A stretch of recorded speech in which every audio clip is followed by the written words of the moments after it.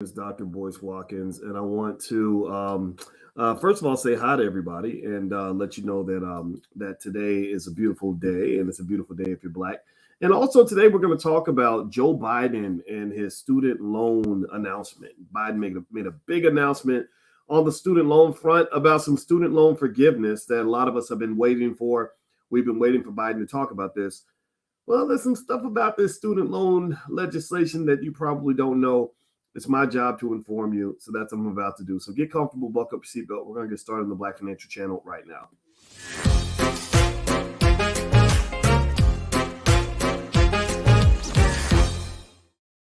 Hey, what's going on, guys? Welcome to the Black Financial Channel. That's theblackfinancialchannel.com. My name is Dr. Boyce Watkins. I'm your friendly neighborhood finance professor. On the Black Financial Channel, we talk about black wealth and black economics every single day, sometimes as much as 10 times a day under one condition. The condition is that we are black first. Black first means we put our community at the top of our priority list, not at the bottom. Black first means we believe in black wealth. We believe in buying black. We believe in black family. We love black women. We love black men. We educate our children, and we want our community to take the lead. If you agree with this philosophy, if this works for you, please put a hashtag B and the number one in the chat. Hashtag B1 in the chat. All right. So, and also shout out your city. I see Carletta's out of Charleston, South Carolina, or Chatsworth, California. I'm sorry. I said Charleston, Chatsworth. Sorry about that. I see Sylvester out of Boston. Who else is here? I see Uncle Boyce. Hey, this is so confusing. Do I qualify or not? Yeah, we're going to talk about this in a second. And I will say hi to everybody on my Instagram also. What's up on Instagram? I may not be looking at you, but I'm definitely thinking about you. And my Instagram is The Real Boyce Watkins. So when you go to my Instagram, make sure you look for the blue check mark because there are a ton of fake Boyce Watkins pages out here apparently. And it's like a factory. They're putting them out there. And they inbox you and ask you for money. So I don't want you to get scammed. So if you see me on Instagram and I'm inboxing you, just know it's probably not me. It's definitely not me. I don't even have time for stuff like that. But also, if you could report those accounts and get those people banned, I'd appreciate that because I don't want anybody to get taken. All right, guys. So anyway, let's get started. Let me ask you, give me a yes or no. Pablo from New York City and Colonial from Bay Area, the Bay Area, supermodel out of Houston. How many of you heard about Joe Biden's announcement today with student loans? Give me a yes or no if you heard about Joe Biden's big announcement. He made the announcement everybody was expecting. A lot of people expected him to do something on student loans, and he did. You know, he made this announcement, and it's. I feel bad. You know why I feel bad, Glenn? I feel bad right now because I'm about to hurt some of y'all's feelings, Alonzo and Wendy and Slim. I feel bad because I'm always the guy that's got to bring the bad news, and then you get labeled a hater. And I'm not trying to be a hater. I promise you I'm not. I woke up and I said, you know, I'm going to look at the bright side of everything. So I'm going to start with the bright side and say that Biden just forgave $10,000 worth of student loans. That's good. How many of y'all have student loans? Give me a yes in the chat. If you have student loans, and also if you meet the other criteria is that you can't make more than $125,000 a year. So if that is going to help you on some level, say yes in the chat. And I'm going to stop. Before I move on, I'm going to clap. And my wife says I need to look at the bright side of things. I can't be an old man shaking his fist at the air. So I'm not going to do that. I'm going to clap for you and clap for this move and clap and say, yes, it's certainly better than nothing. Yes, it was a move in the right direction. Yes, it's a good thing. And in fact, I'm going to talk about the good thing before I start getting into the weeds of it all. Like that sometimes being too smart is a little bit of a curse, and it just drives me crazy. But also before I move on, I have to make sure I give a shout out to the person that's helping sponsor this podcast. And this brother wrote a great book called Get Up, Get Out, and Get Something. His name is Alan Perry. Alan Perry is our Dr. Boy shout out for today. He wrote a book called Get Up, Get Out, and Get Something. A message to the incarcerated black man. So he says that you should get this book as a gift to your loved ones. This book is an attempt to break the cycle of incarceration that plagues our black communities. It's available on Amazon and Facebook and at Daily Boy the author. At Daily Boy the author. I'm gonna put that on the screen so y'all can see it. But I don't know. I like this. I have to give a shout out to this brother, not just because he's helping to sponsor the podcast, but also because incarceration is next to my heart. Give me a yes in the chat if you have a loved one who has been incarcerated and you just hate what's going on with this incarceration epidemic. That's been one of the great destroyers of black people and black families and black wealth. And I'm gonna put that on the screen so y'all can also go and find his page and support him. And also his book is on Amazon. So forgive me for taking a moment to share Alan Perry's book, but I want to make sure that y'all know what this brother's doing. I love it. If you'd like to sponsor a podcast or have me talk about your book, your Black-owned business, your platform, or anything like that, just go to drboycefinance.com and you can actually sponsor a shout out. You support us, we'll support you. All right, so let me read this article. This is about Biden and the student loans. Hit the thumbs up button. Thumbs up, thumbs up, thumbs up, share, subscribe. So here's the title, CNBC. It says Biden cancels $10,000 in federal student loans for most borrowers. President Joe Biden announced that he will forgive $10,000 in federal student debt for most borrowers, delivering financial relief to millions of Americans. Biden will also cancel up to $20,000 for recipients of Pell Grants. Good. Okay. Nice. Hooray. Around 9 million borrowers could have their balances entirely cleared by Biden's plan. So it says here that Biden announced on Wednesday that he will, blah, blah, blah, blah, I already said that part. The relief will be limited to Americans earning under $125,000 or $250,000 for married couples or heads of households. The relief is also capped at the amount of the borrower's outstanding eligible debt. The president will also extend the payment pause on most federal student loans one final time through December 31st of 2022. In case you didn't know, the student loan payments were paused during the pandemic, and that's something that they've kept going for the last couple of years as kind of a relief measure. I'm not mad at that. All right, let's see here. It says around 9 million borrowers could have their entire balances cleared by Biden's plan, according to the higher education expert Mark Krentowitz. Biden's decision to move ahead with $10,000 in student debt cancellation for borrowers who earn under $125,000 will cost about $250 billion, $244 billion to be exact. The unprecedented action by the White House of wiping out hundreds of billions of dollars in consumer debt follows years of advocacy pressure and recent months of heated debate among Biden administration officials. Those discussions centered on how student loan forgiveness might impact high inflation hitting Americans' wallets, the amount of student debt that would be canceled, and if the president even had the power to reduce people's balances without the legislative branch. So looming November midterm elections added pressure on the administration to arrive at a decision. Advocates have said that forgiving student debt will galvanize younger voters, among whom Biden has been losing popularity to the polls. Although the president has been pushed to cancel $50,000 or more per person, including by groups like the NAACP and Senate Majority Leader Chuck Schumer, he had repeatedly expressed reluctance to wipe out that much of the debt for all borrowers. Okay, so this is you see, student loans is kind of a big thing in my head for a few reasons. One, I had student debt. I think my wife did. I got to go ask her about it. I don't think she had a ton when we got married. I've been a college professor a long time, University of Kentucky, Indiana, Ohio State, etc. I've seen students in debt. At Syracuse University, for example, where the tuition, I think the full cost of a year at Syracuse now is about $73,000 a year. And it ain't, I'm sorry, I love you, Syracuse, but it ain't worth it. You shouldn't have to pay that much to go to college. And here's the deal. Here's what's interesting. I have students that I taught back at Syracuse in 2001, over 20 years ago, who are still in debt now. Still in debt, and in fact, in many cases, their balance of the debt is actually higher now than it was when they graduated, because a lot of us get in that state of just rigor mortis where you just can't, it's just sitting there. You're just looking at it. It's like this impossible thing. It's like being 800 pounds and thinking I'll never be a supermodel. So the student loan debt thing is also a big deal for me because we're Black. Most of you in here are Black. Give me a yes in the chat if you're Black. White people can listen as well, but just know we're Black first. But we don't hate anybody. We love you too.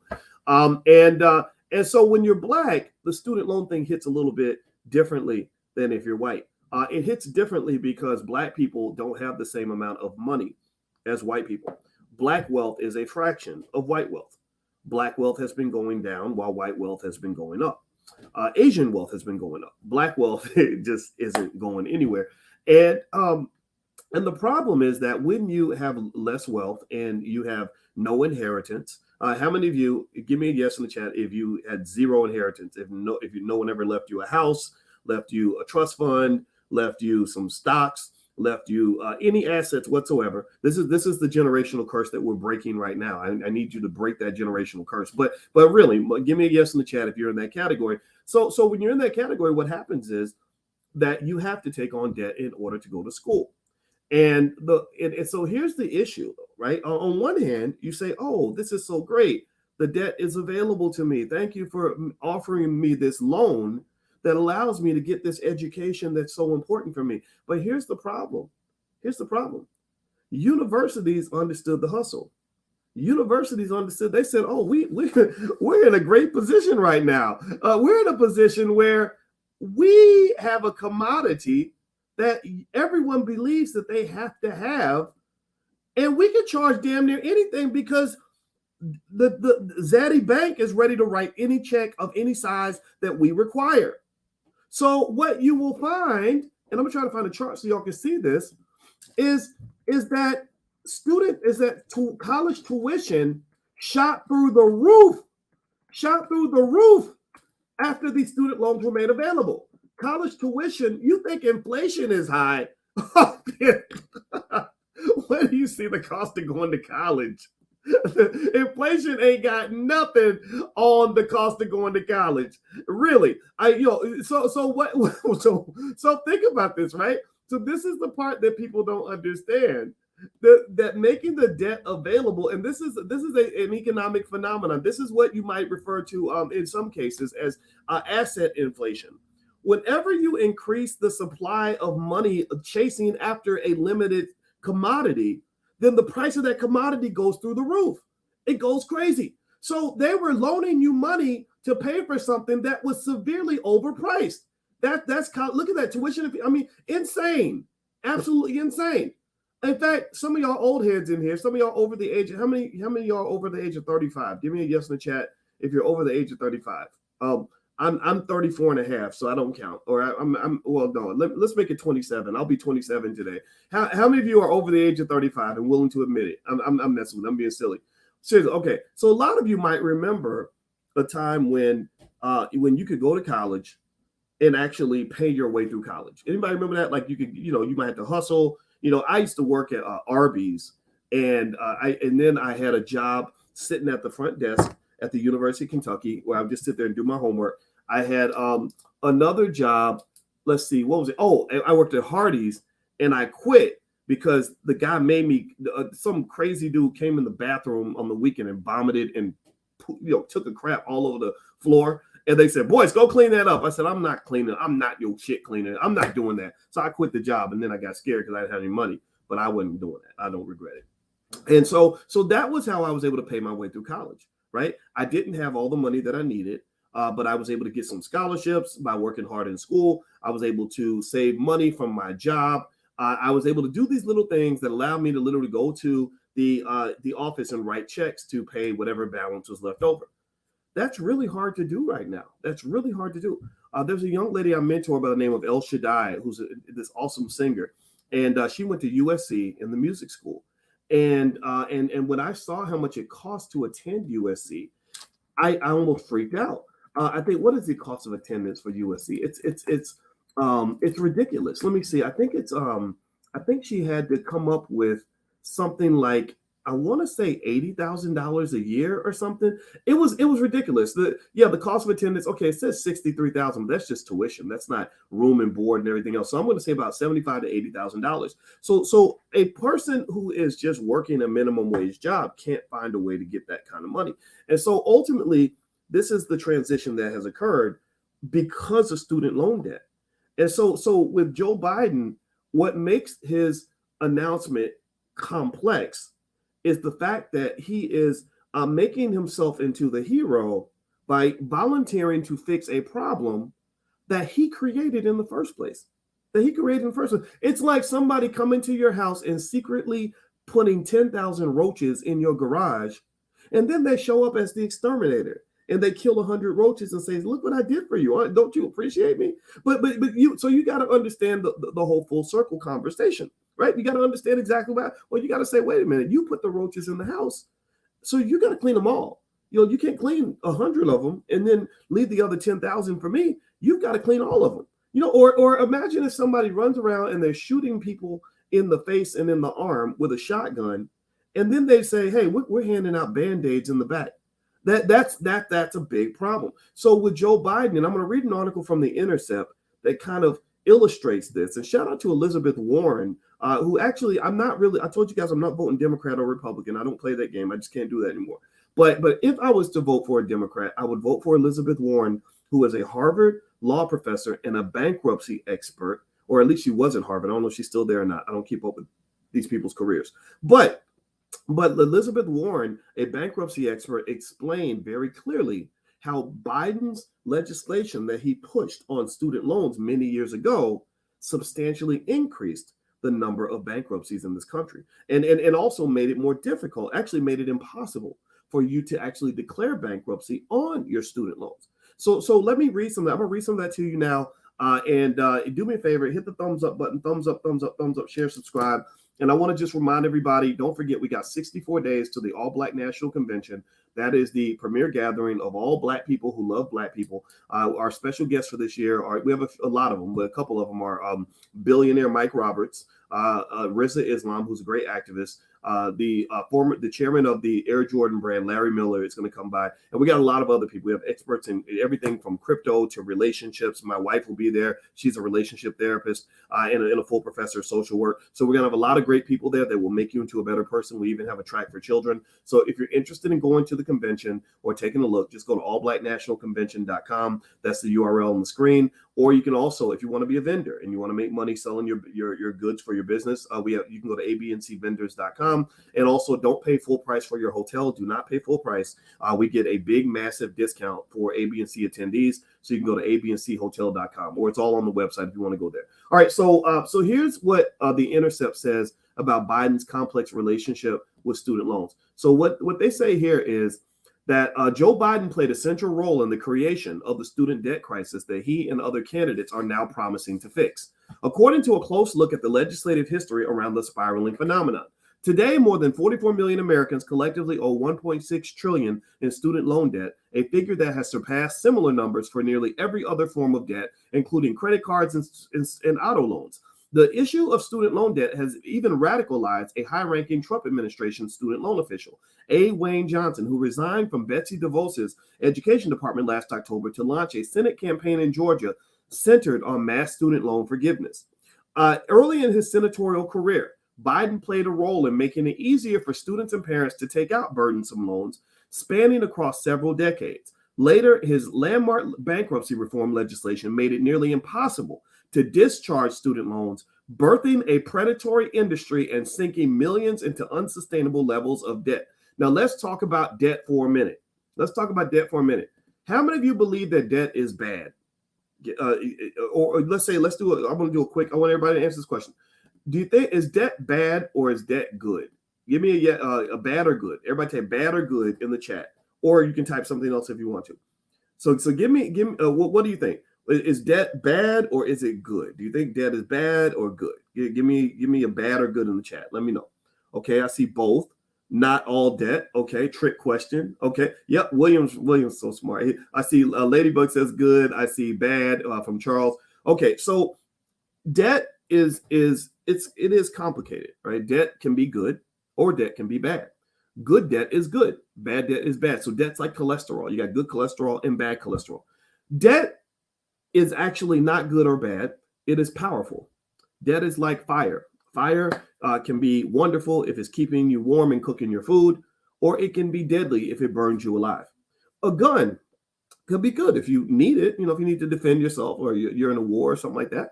But guns can be bad if you shoot yourself in the leg. Right? So debt is very powerful. And the thing about debt is that when it's used in the right way, it can liberate the hell out of you. Elon Musk would not be the richest man on earth if it had not been his access to debt. If it had not been for him having access to debt, not only would he not be the richest person in the world, but if you took away his access to debt, he would go bankrupt immediately. Do you understand that if his creditors all backed out and stopped supporting him in Tesla and called in all their debt immediately, Elon Musk, the richest man on earth, would have to declare bankruptcy right away. Okay, so debt can be very liberating in that regard, but debt also has the power to make you into a slave. And a lot of people maybe in this chat right now have been constrained or put into some form of financial slavery as a result of exorbitant amounts of student loan debt. Taking on debt for a business venture that's going to make you a ton of money, nothing wrong with that. Taking on reasonable amounts of debt to buy a house that's going to appreciate in value, smart move. But when you're taking on debt to secure a commodity that is overpriced in the first place, well, that's a type of slavery that's built on an economic illusion.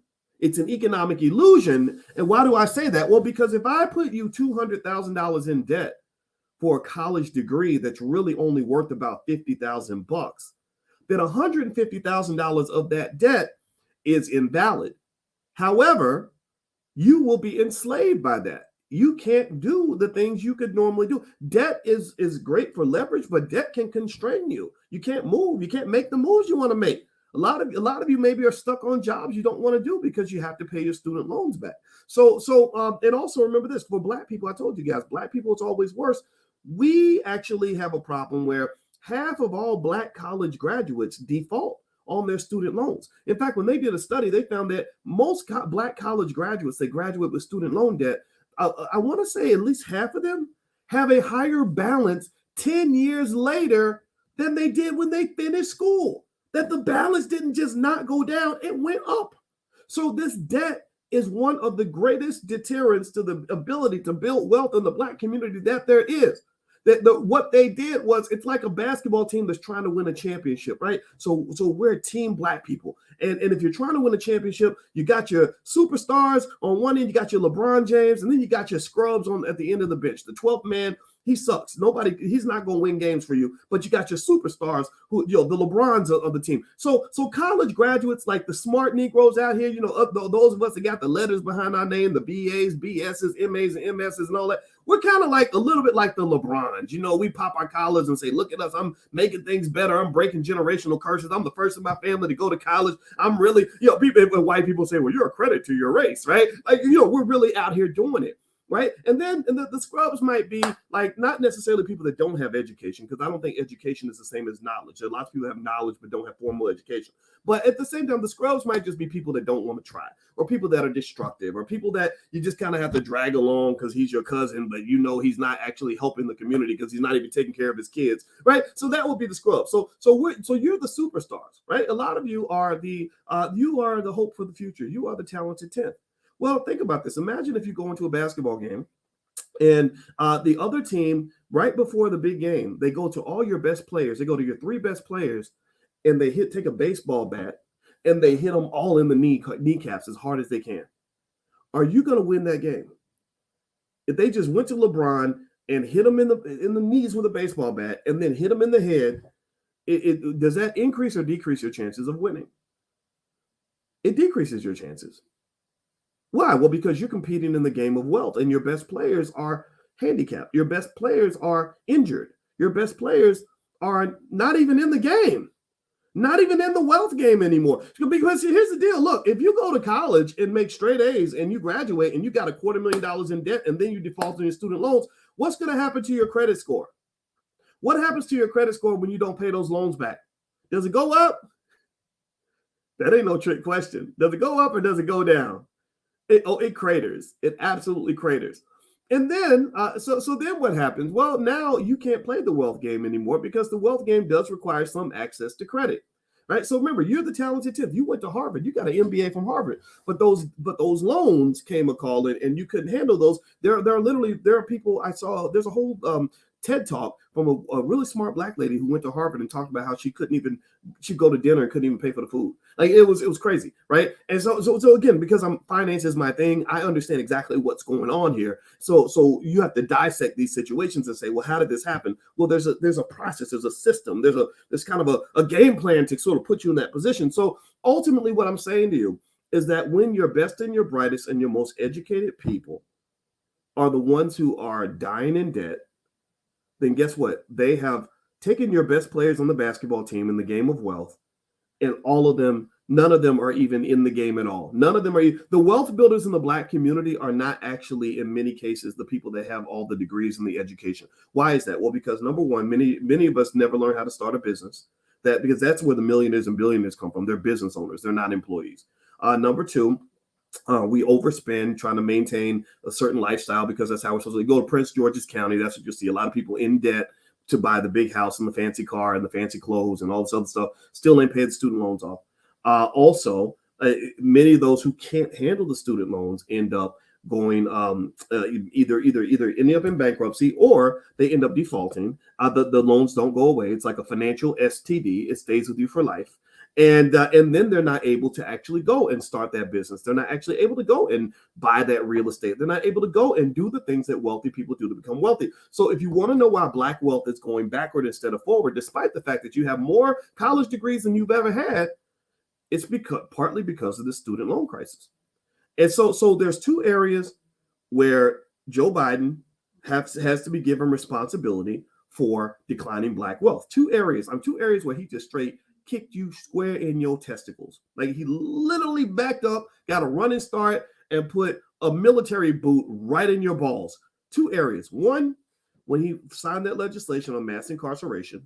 That was one. He destroyed your families, destabilized your whole situation, took all your strongest, smartest men and sent them all to prison. So now fewer Black women are getting married and families are destabilized.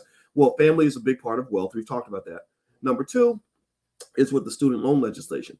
Biden was the guy in the back rooms, and thank you for Elizabeth Warren for being one of the people that's actually highlighting this.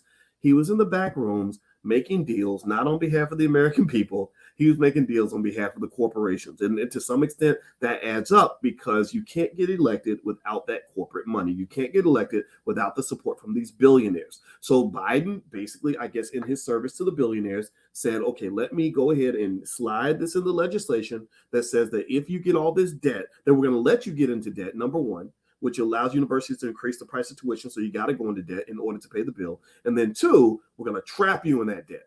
So that becomes a debt trap. My friend, the Wall Street Trapper, might appreciate this. This is the trap. This is the student loan trap. A lot of you have fallen right into that trap. And I'm going to tell you, you can't be free. Black folks, we talk about freedom all the time and equality and freedom and all that. You can't be free if you're in the trap. So these corporate traps, these debt traps, these are traps that are set for you. And so this is what is leading me to have mixed feelings about the Biden student loan forgiveness issue, because in a way, it's like the drug dealer who gets the whole community hooked on crack and then gives away turkeys at Thanksgiving and thinks that all is forgiven. The turkeys you give away at Thanksgiving don't make up for the fact that you killed a bunch of children, that you got a bunch of mothers hooked on drugs, and that you've been terrorizing the whole community. One does not balance the other. Okay, so do me a favor, hit the thumbs up button, thumbs up, share, subscribe if you haven't done it yet. And I want to just also mention the person that's helping sponsor this podcast. This brother, he wrote a book.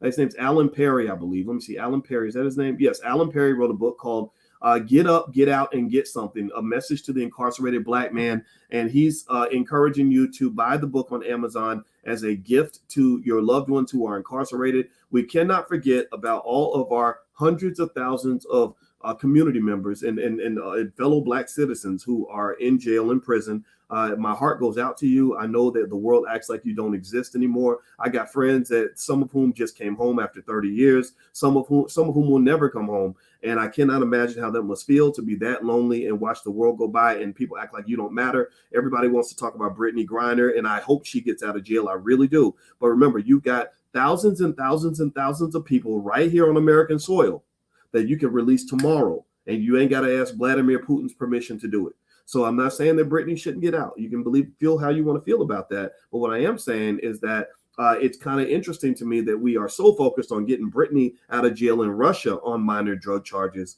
when we've got thousands of Americans in American prisons on minor drug charges. Maybe we need to let them out too. Maybe we need to do something systematic instead of doing something that's purely symbolic. Okay. So anyway, that's my 2 cents on the issue, and I'm sticking to it. All right. Hit the thumbs up button, thumbs up, share, subscribe if you haven't done it yet. Let me read a little bit more of this article. Okay. So this is on The Intercept, and The Intercept says that on Tuesday morning, Massachusetts Senator Elizabeth Warren pointedly released a plan to repeal the harmful provisions in the bankruptcy bill, reviving a bitter fight she had with then Delaware Senator Biden more than a decade ago. A surrogate, Adam Green of the Progressive Change Campaign Committee, linked the bankruptcy plan to the line of attack against Biden that progressives see as the most potent. He's unelectable. He says, let me keep reading here. There's more. I'm going to get past all the stuff about the elections and all that. In 1978, Biden supported the Middle Income Student Assistance Act,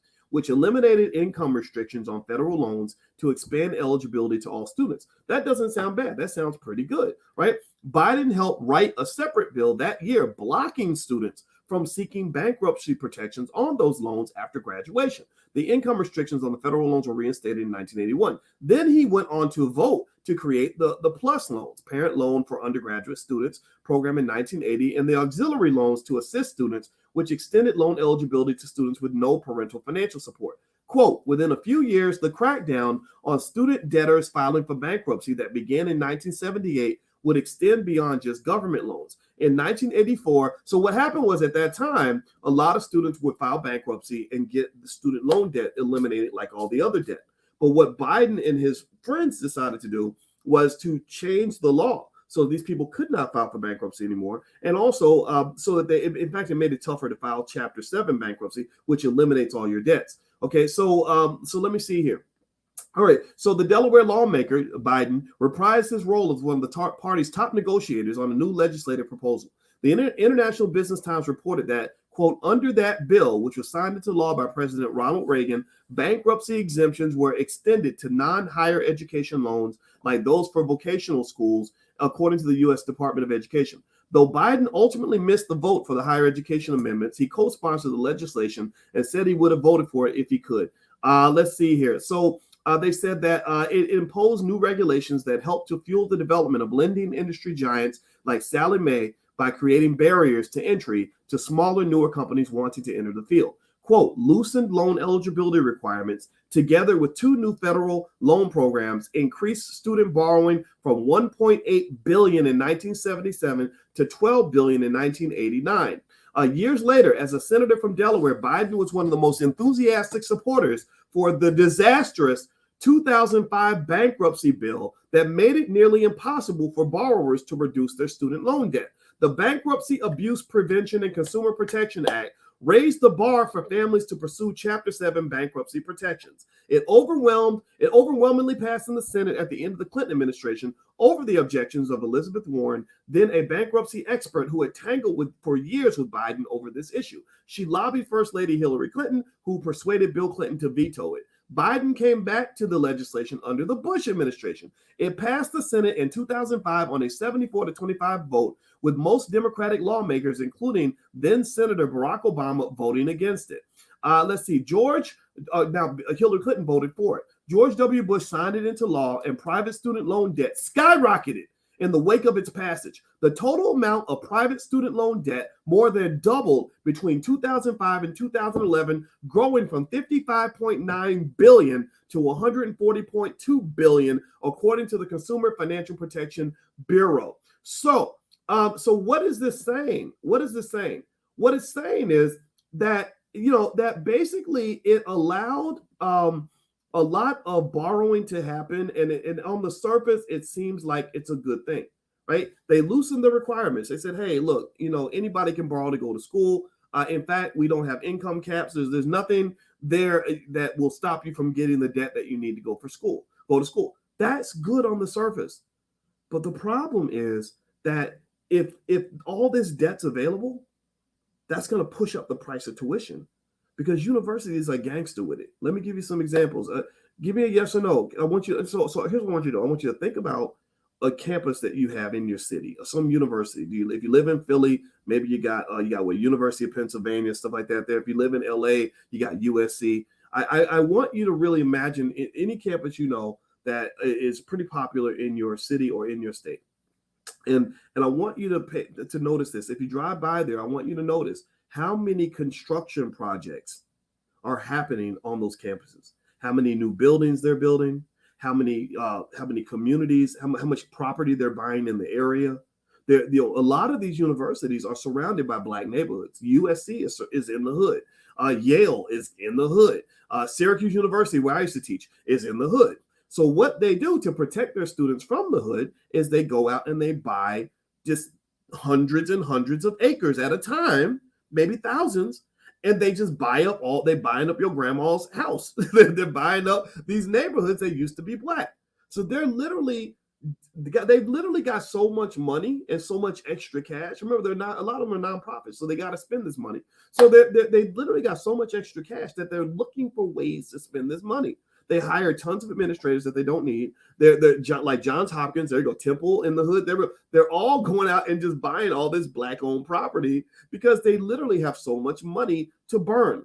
And why do they have money to burn? Well, because when all this debt was made available, and they only had a certain number of students they were going to accept, they said, okay, well, let's just keep increasing the price of tuition, because if you're an 18-year-old and somebody told you from birth that you have to go to college, that college is mandatory, well, then you're going to sign on the dotted line to pay any price that they get you to agree to, because you're 18 and you just don't know anyway.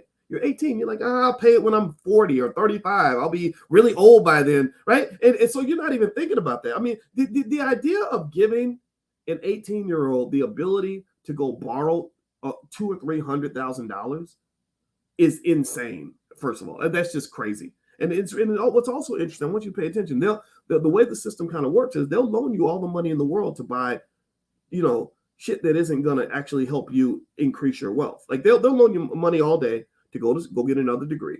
Not that degrees are bad. I'm not hating the idea of going to school. We're all educated in this house, so don't think I'm making fun of education. If I'm making fun of you, I'm making fun of myself, because I have a ton of education. Okay. The other thing is, they'll also loan you money to go buy a car. Bad credit don't matter. They just jack up the interest rate. They'll loan you all kinds of money to get that car. But try to go to the bank and get a loan to start a business. Try to go get, or if you've been paying your rent on time. Think about this. This is crazy, right? You've been paying your rent on time for the last 10 years. The amount you pay in rent is higher than the mortgage of the house that you're living in, that you're literally paying your landlord's mortgage, but yet you still go to the bank and try to get a loan to actually own property, and they tell you don't qualify for the loan. That is the most ridiculous backward thing I've ever seen. That literally you've proven you can pay a mortgage because you pay your rent every month, but yet they still claim that you can't qualify. So there are lots of loans available for you to do ridiculous things. Or if you go to a department store, they're always happy to give you like a card so you can go shop at Macy's or Target or whatever, right? So this is kind of the nature of Americanized consumerism, and this is the trap I want y'all to fall out of. Right? A lot of the economy that works for rich people like me and some of you in here, I'm not gonna lie, I'm not broke, I'm not poor, right? I do well because I understand this system, and I want you to understand it too. A lot of this wealth that gets built by the investors and whatever comes from the fact that they've trained certain people in this society to be just consumers till the death. They say, look, if you run out of money, think about this, inflation's going up, wages are remaining flat. How are you still affording that lifestyle? Well, then they say, oh, well, here's some debt that will allow you to afford that lifestyle because you feel like you have to have it. So then next thing you know, you're in the debt trap because you're buried in debt. You're hustling on like a hamster on a wheel, trying to just find enough money to maintain whatever fake lifestyle you've been trained to believe that you're supposed to have. And it makes corporations rich. Okay. So what I want you to do is I want you to get off the hamster wheel. I need you to get off the damn hamster wheel. If you can't buy it with cash, I think it's okay to say, I don't want to buy it. I can't afford it. I don't need it. You're spending all this money trying to impress people who don't even matter, people who don't even like you. Why are you trying to impress a damn stranger? Me and my wife, you know what? We have the nice stuff that we like. We get the stuff that we want, but we don't give a damn. I don't give a damn what you think about my car. I don't care what you think about my house. I like my house. I like my car. I'm comfortable in my car. I am not buying a car so that I can drive by your house and have you like admire me. Why do I care about that? Seriously. So what I'm saying is that this student loan thing, let me calm down. This student loan thing to me is yet part of that whole sort of dark side of capitalism. Okay. Biden, I'm not telling you not to vote for him. If he's your best option and you like the guy, then go for it. But I will say that you got to ask yourself, why in the world, why on earth would a politician fight so hard? Why would a politician fight so hard to pass legislation that none of the American people even asked for? Seriously, I mean, give me a yes or no. Give me a yes or no. How many of you would have, like, if somebody said, we're going to have a rally and a march so that we can make it illegal for consumers to declare bankruptcy on their student loans, how many of you would even consider showing up to a rally like that? How many of you would fight your senator or your representative to get them to pass a law that says that you can't you can't declare bankruptcy on your student loans. Would anybody do that? No, you wouldn't. That would be crazy. Why would so the American people didn't ask for this. The American people did not ask for Biden and his buddies to pass these laws that were preventing consumers from declaring bankruptcy on their loans. This was the corporations. These are the people that actually paid the bills for the campaign, who came in and said, okay, we need you to do us a favor. We need you to help us make more money. We want to loan money, but we need to force people in a trap where they are required to repay the money no matter what their situation is. We need we need you to be gangster for us, just like the mafia. When they'll loan you an insane amount of money at a ridiculous interest rate, and then what do? They get the enforcers to come to your house and break your kneecaps if you don't come up with the money. They're going to squeeze blood from the turnip. If you got a nickel in your bank account, you're going to go get that nickel and give it to the mafia boss instead of buying even food for your children because you're so afraid of the consequences. So to some extent, they asked him to help them get gangster. They said, look, we need you to suck them in through the front door by offering them all kinds of debt. And then we need you to lock the back door so they can't get out. Do you follow what I'm saying? Give me a yes if you follow what I'm saying. And this is the paradox of Biden's whole student loan forgiveness thing, is that he's forgiving $10,000 of the debt that he created in the first place. This crisis was largely created, this whole student loan crisis that he's kind of solving a little bit was created by him. You know, again, if I'm running around and I'm shooting people in the face, and then I say, oh, by the way, I'm handing out Band-Aids for anybody who got shot in the face and wants to get better. First of all, I'm not even really solving the problem. I'm not helping you. You probably need surgery or something. But on top of that, if you don't stop and say, well, who was doing all this shooting in the first place, then you're not really solving the problem. So what Biden, if he wanted to do the right thing, which I'm not convinced politicians really do, to be honest with you, I don't trust them. But the right thing to do would be to fix the damn system. The right thing to do would be to stop the universities from increasing tuition every year unjustifiably. You shouldn't be able to increase your tuition more than the rate of inflation ever. Number two, they can't. You can't just go making all these loans like just without any sort of requirement or expectation. You're giving all this debt to 18-year-olds and trapping them for life. And a lot of you in this room took on that debt when you were 18, and now you regret it. And if you could go back and talk to your 18-year-old self, you would say, don't do it. I know you can get a lot of new clothes with the extra money you're going to get. I know that you're feeling good because you're going to college and fulfilling grandma's dream or whatever, but there are less expensive ways for you to get a good education. We sent our son to college. We can afford college tuition, but I don't want to pay. I'm not going to pay $70,000 a year for you to go to college. I'm sorry. We're going to a state school that isn't going to charge an arm and a leg. You're going to take a little bit of the debt. We'll take on some of the expense, but we're going to do things in a way that's balanced for our family so that we're not mortgaging the damn house for you to go pursue what somebody told you was the American dream. And let me just say this. This is my personal bias. I'm going to tell you again, as a guy, I have been in this educational system for 30 years. I taught my first class at the University of Kentucky 29 years ago, 1993. I taught finance to other students. Half the students were older than me at the time because I was only 22. And I'm going to tell you this. Going to college and graduating from college is not the American dream.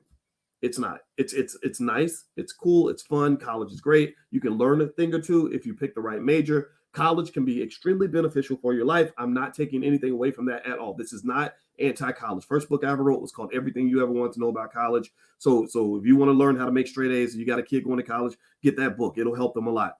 However, when I look back on life, what I realize is that the American dream, for me as a black man anyway, and for the black people that are in this room, is to figure out what really is going to give us the things that we desire. What are the things that we desire? Well, we talk a lot about things like freedom, and we talk about things like wealth, and sometimes we even talk about things like equality. I don't care so much about equality. I want you to win. I don't want you to be equal to anybody. I want you to be on top. Okay, so I'm gonna throw equality out the door. But let's talk about freedom and wealth. Freedom, it means doing what you want to do. So if you are in debt traps, you're not free. You don't have freedom. You want to quit the job, you can't quit because you don't have the assets and the resources to do it. So ultimately, if you go to college and you don't do it right, it won't increase your freedom. It will actually reduce your freedom. So if I'm sending my kid to college, I tell them, number one, if you're going to major in something that's going to give you an actual skill, not just a piece of paper. So that, because people will pay you to have skill, people will not pay you just for your piece of paper. Number two, if you're a black man or black woman, I say you got to learn how to start your own business, because at some point, if you get tired of working for these folks that are treating you like crap and putting you through all this nonsense, racism, microaggressions, you want to be able to say, kiss my entire black ass. You want to be able to walk out that door and know you got the survival skills necessary for you to still be in a good position. In fact, a better position, because now you can run the company the way you want to run it, as opposed to taking orders from other people. So any black college student that goes to school, in my view, should learn how to start a business. Also, every parent who loves their child should invest for that child. Things like that $5 a day investing plan, which I talk about all the time. That plan, that system, very simple, very easy to use. I'll put the link so you can have it. It's totally free. That is the kind of thing that puts your child in a position where they have resources and assets so they don't have to go into debt in order to get an education or in order to make their next move. They've actually got something that allows them to pay the bills outside of simply leaning on a system that's built for them to fail, that's trying to put them in a trap. Okay, so ultimately, when I think about those things, let's go back to freedom and wealth. Well, freedom to me doesn't mean getting along in the system. Freedom means, in my view, the ability to evacuate the system if it's not serving you. Right. Well, how can you evacuate the system if you are dependent on the system? If you think that the only way you can ever feed yourself is by taking your degree that puts you in debt and getting a corporation to pay you enough money to sustain your debt, not to actually be financially free, but just to maintain and pay the debt, so which you're going to pay until the day you die. Well, that's not a winning plan. That's not the American dream. So wealth, what is wealth? Wealth means having a positive net worth. That means all your assets minus all your liabilities is a positive number. So if your debt is here, but your assets are here because you've never been trained to own assets, you've only been trained to collect degrees. If your debt is here and your assets are here, then you have a negative net worth, which means you've not achieved either of the goals that I mentioned. You've not achieved freedom and you've not achieved wealth. That debt goes with you to the grave. And then on top of that, you have not added into black wealth in a positive way. You've actually only taken away from black wealth. You've caused the team to go backward. Right? So ultimately, what I'm saying to you is that the American dream for black people has to be one where we make our own rules.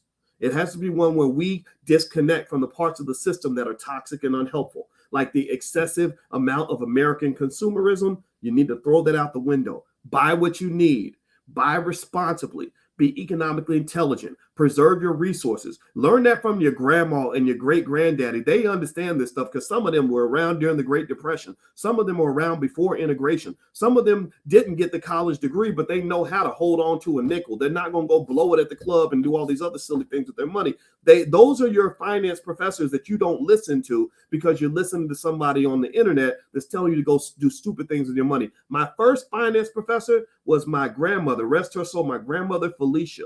I named our panther in the Black Business School. Our panther's name is Felicia. That's how I keep my grandmother alive. My grandmother was my first finance professor because you know what she taught me? She taught me common damn sense. She taught me common sense. If you want to get ahead financially, you shouldn't go deep in debt. And if you're taking on some debt, you better have a good reason to do it. Debt should be your last resort, not your first number one option. If you don't need it, why would you buy it? If you get money, why are you giving away more than you're receiving? You can't have a positive surplus economically if you're spending more than you make. Right? She would just teach me little basic things like that, and that is all you really need. All you need is common sense. Okay, so that's my 2 cents on this whole Biden student loan thing. I think the student loan crisis is not going to go away. Biden didn't really solve much of anything. You know what he did? He probably got himself a few more votes with this. And I hope that it helps everybody in this room. I hope that all of you on some level benefit from this legislation. I don't believe politicians are going to save you. I believe that you're going to save you.